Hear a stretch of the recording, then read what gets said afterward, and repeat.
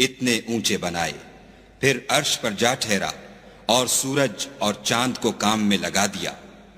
ہر ایک ایک میعاد معین تک گردش کر رہا ہے، وہی دنیا کے کاموں کا انتظام کرتا ہے۔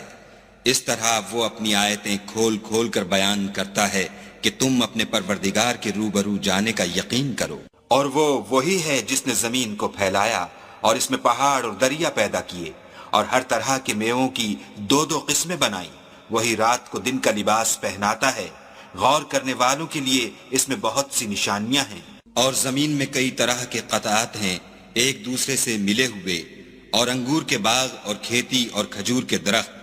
بعض کی بہت سی شاخیں ہیں اور بعض کی اتنی نہیں ہوتی، باوجود کہ پانی سب کو ایک ہی ملتا ہے، اور ہم بعض میووں کو بعض پر لذت میں فضیلت دیتے ہیں،